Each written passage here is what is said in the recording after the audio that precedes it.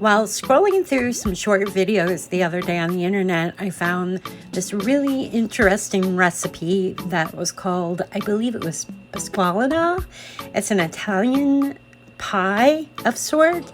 Well, this is my version of what I saw in that short little video, and let me tell you, it is super tasty. First up, you're going to want to turn your oven on to 375. While that's heating up, take your favorite skillet for sauteing and melt the butter. Once it's melted, add the sweet onion and garlic and saute for about 5 minutes roughly. Now I'm going to take 2 packages of frozen cream of spinach and add it to that saute pan, mixing it in real well and keeping it over medium heat till it's nice and hot. In a pie pan, add the pre-made pie crust. Now I'm going to scoop about half of that spinach mixture into the pastry before adding half of the ricotta cheese, smoothing over the top. Try not to blend it, and then add your Parmesan cheese, a little sprinkle of fresh parsley, and repeat again. Now I'm going to take my favorite cooking spoon and make 4 holes evenly around the pie.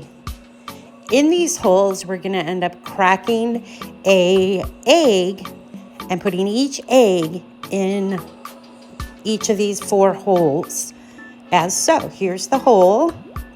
I just kind of pushed it down with the spoon, and then crack your egg and put it in each hole.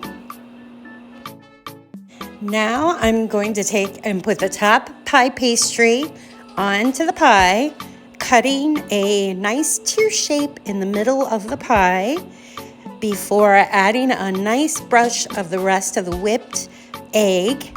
Now we're going to bake it at 375 for roughly an hour, or until the pie is golden brown. The minute I cut into it, I could smell a little bit of garlic, but the creamy spinach and pastry, so fresh. And luckily I got a piece that had one of the eggs, and it tastes like a hard-boiled egg, only way better. Just the combination is so yummy. I'm not sure what I would pair this with as far as a meat goes. I think it tastes fine on its own as a meal. I'm using fresh herbs that I grow in my home hydroponically year-round. You could definitely use a homegrown spinach in this recipe.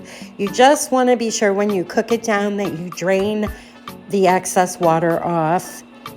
I hope you try this one. It is super tasty and would make a great brunch meal. You can find the complete recipe on my website at brenhaas.com. I hope to see you there.